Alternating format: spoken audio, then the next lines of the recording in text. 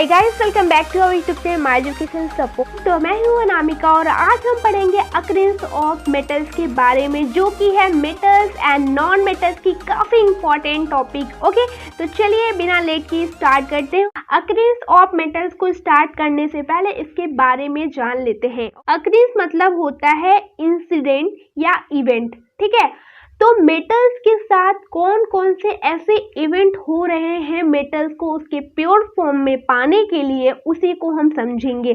या फिर कह सकते हैं अकरेंस मतलब होता है कि हमारे मेटल्स कहाँ कहाँ होते हैं, ठीक है, अकर कहाँ कहाँ करते हैं। ओके, तो उसके बारे में समझेंगे। तो गाइस, जैसे कि आपको पता है कि हम जिस अर्थ पे रहते हैं वो आपकी अर्थ 3 पार्ट में डिवाइड है, ठीक है। ये तीनों पार्ट है crust, mental and core. Crust जो है वो मेजर सोर्स ऑफ मेटल कहा गया है। ओके, यानी कि हमारे अर्थ के क्रस्ट वाले पार्ट पे जो मेटल्स हैं वो भारी मात्रा में पाए जाते हैं, उनको मेजर सोर्स कहा गया, यानी कि मुख्य स्रोत कहा गया है। ओके, देखिए अब क्रस्ट पे क्या है, हमारा सी वाटर की बात किया हुआ है। तो गाइस देखिए, सी जो होता है काफी बड़ा होता है और सी में क्या होते हैं कि हमारे बहुत सारे ऐसे मेटल्स और कई सारे ऐसे सॉल्ट जो होते हैं वो सोल्यूबल फॉर्म में उसमें रखे होते हैं, उसमें कंटेन किए होते हैं। ओके, अब देखिए बात करता है कि द एलिमेंट्स और compound which occur naturally in the earth crust are known as minerals. Guys देखिए, मिनरल्स उनको कहते हैं जितने भी एलिमेंट्स और कंपाउंड जो होते हैं नेचुरली, यानी कि पहले से ही वो अर्थ क्रस्ट पे होते हैं, क्रस्ट में रखे होते हैं, उनको हम बोलते हैं मिनरल्स। ओके, यहाँ तक पॉइंट क्लियर हुआ होगा। एट सम प्लेसेस, ठीक है, कुछ प्लेसों की बात कर रहा है, minerals contain a very high percentage of a particular metal, ठीक है। कहीं कहीं ऐसा होता है कि कोई मिनरल्स जो होता है काफी ज्यादा मात्रा में मौजूद होता है and the metals can be profitably extracted.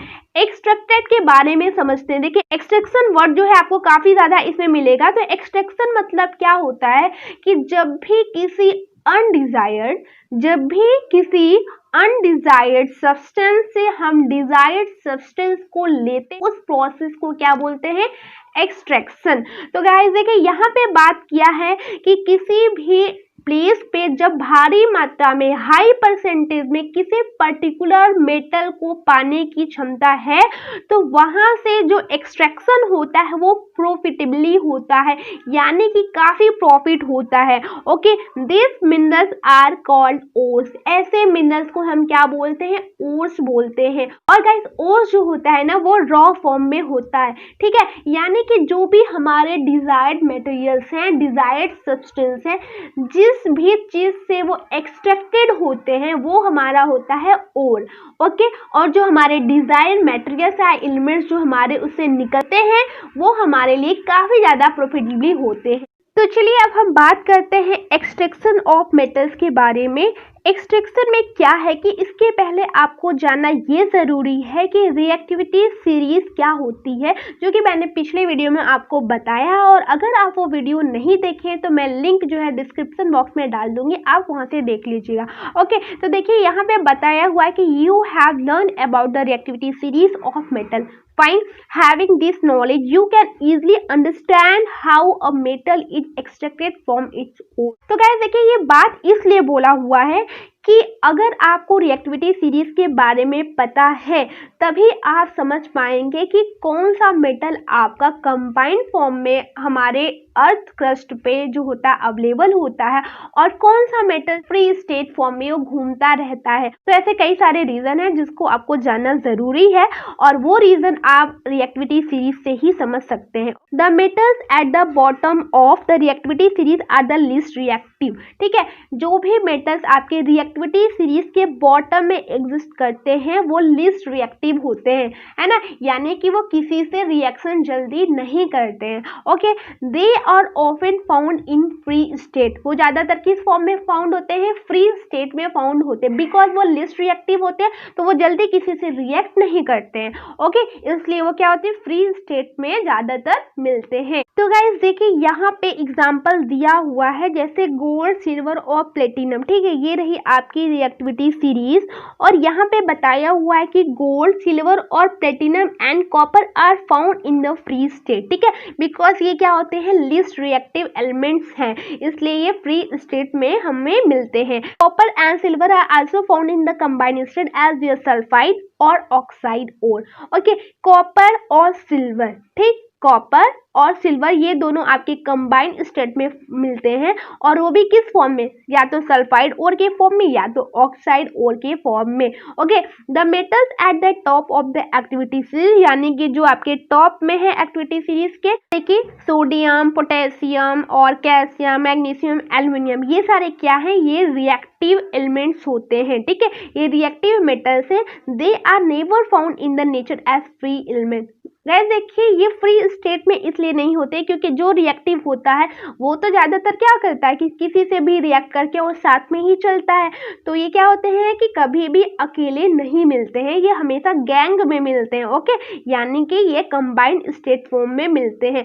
The metals in the middle of the activity series, जिसमें आपका जिंक है, आयरन है, लेड है, ऐसे कई सारे। ठीक है, ये जो दिख रहे हैं ये हैं आर मॉडरेटली रिएक्ट। मॉडरेट मतलब क्या होता है, थोड़ा पार्शियल। ठीक है, ये थोड़ा कम रिएक्टिव होते हैं। They are found in the earth crust mainly as oxide, sulphide और कार्बोनेट। ठीक है, ये क्या कहते हैं, अर्थ क्रस्ट में क्या होते हैं, सल्फाइड या ऑक्साइड या फिर कार्बोनेट के फॉर्म में मिलते हैं। You will found that the ores of many metals और ऑक्साइड, ज़्यादातर जितने मेटल्स होते हैं उनके जो ओर होते हैं वो ऑक्साइड फॉर्म में होते हैं। This is because oxygen is very reactive. देखिए, इसका रीज़न यही है कि ऑक्सीजन जो होता है वो काफ़ी रिएक्टिव होता है, और जितने भी ज़्यादा रिएक्टिव एलिमेंट्स होते हैं वो क्या करते हैं, ऑक्सीजन से रिएक्ट करके ऑक्साइड फॉर्मेशन बना लेते हैं। Thus, on the basis of reactivity, we can group the metals into the following three categories. ठीक है, ये देखें आपकी कुछ मॉडरेट रिएक्टिव हैं, कुछ लिस्ट रिएक्टिव हैं, कुछ बहुत ज़्यादा रिएक्टिव है। तो इनके बेसिस पे जो मेटल्स हैं उनकी तीन कैटेगरीज की गई है। पहला क्या है, metals of low reactivity. Okay, इसको आगे हम और डिटेल में पढ़ेंगे, लेकिन यहाँ पे थोड़ा सा इंट्रो दिया हुआ है। तीन कैटेगरी में पहला कैटेगरी है लो reactivity, metals of medium reactivity, metals of high reactivity. यानी कि ये जो तीनों रिएक्टिविटी फॉर्म में इसको कैटेगराइज किया गया है, इनका अलग से हम एक्सट्रैक्शन पढ़ेंगे कि आगे इनको कैसे इन्हें अलग किया जा रहा है इनके ओर से। Different technique are to be used for obtaining the metals following in each category. ऐसे कई सारे स्टेप्स इन्वॉल्व हैं, उसको अभी हम डिटेल में पढ़ेंगे। गाइस चलिए हम इस एक्सट्रैक्शन फॉर्म को हम और डिटेल में और अच्छे से पढ़ते हैं एक फ्लो चार्ट के फॉर्म में। तो बात करते हैं हम ओर की। ओर जो है हमारा कंसंट्रेशन ऑफ ओर के बेस पे इसे अलग अलग पार्ट में डिफाइन किया गया है। कंसंट्रेशन ऑफ ओर का मतलब ये है कि हमारा जो ओर है उसका प्रोपोर्शन किस में कितना है। ओके, तो देखिए कंसंट्रेशन ऑफ ओर को हमने तीन पार्ट में डिवाइड किया हुआ है, जिसमें है मेटल ऑफ हाई रिएक्टिविटी। ठीक है, यानी कि ऐसे मेटल जिनका रिएक्टिविटी सीरीज में उनका जो पोजीशन है वो हमारा सबसे ऊपर हो, है ना, यानी कि वो हाई रिएक्टिव एलिमेंट्स हो। सेकेंड, यानी कि जो हमारा बीच वाला पार्ट आता है रिएक्टिविटी सीरीज का, वो होता है मेटल्स ऑफ मीडियम रिएक्टिविटी, यानी कि कह सकते हैं जो पार्शियल हमारे रिएक्टिव। आगे और हम अभी डिटेल में पढ़ेंगे। ओके, और बात करते हैं मेटल्स ऑफ लो रिएक्टिविटी। ठीक है, यानी कि जिनकी पोजीशन बहुत ही नीचे आती है, और यानी कि जो हमेशा फ्री स्टेट में घूमते रहते हैं, बिकॉज लो रिएक्टिव है, वो किसी से जल्दी रिएक्ट नहीं करेंगे, तो वो फ्री स्टेट में ही पाए जाते हैं। ओके, तो गाइस हम बात करते हैं मेटल्स ऑफ लो रिएक्टिविटी की अगर, तो इनमें जो ओर पाए जाते हैं वो मोस्टली सारे ओर जो होते हैं वो सल्फाइड ओर होते हैं ना, यानी कि अगर कोई मेटल मान लीजिए एम है तो उनके साथ जितने भी हमारे ओर मिलेंगे सल्फाइड फॉर्म में मिलेंगे तो वो मिलेंगे हमारे MS। ठीक है, यानी कि मेटल सल्फाइड के फॉर्म में हमें मिलेंगे। ओके, इसके बाद क्या किया जाता है कि उन मेटल सल्फाइड ओर की रोस्टिंग की जाती है।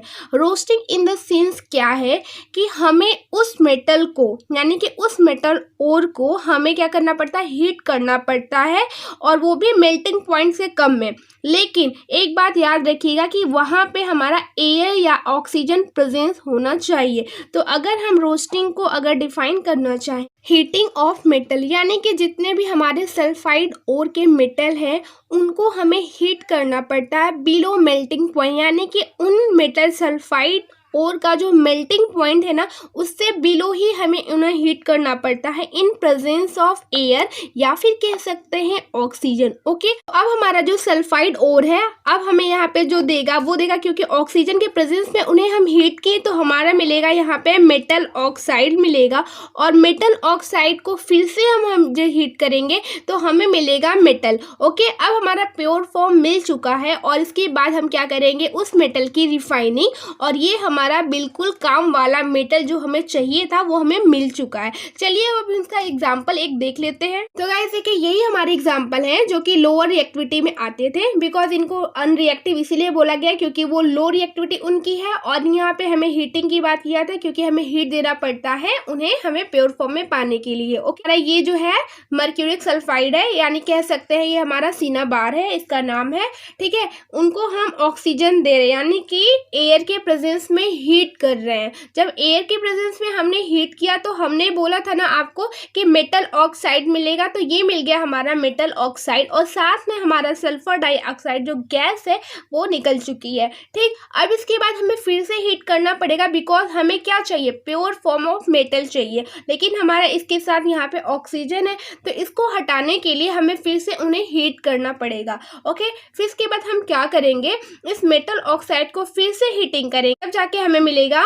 हमारा मेटल। ठीक है, यानी कि हमारा मेटल यहाँ पे क्या होगा मरकरी, तो मरकरी हमारा मिल चुका है और साथ में ऑक्सीजन गैस जो है वो भी रिलीज हो चुकी है।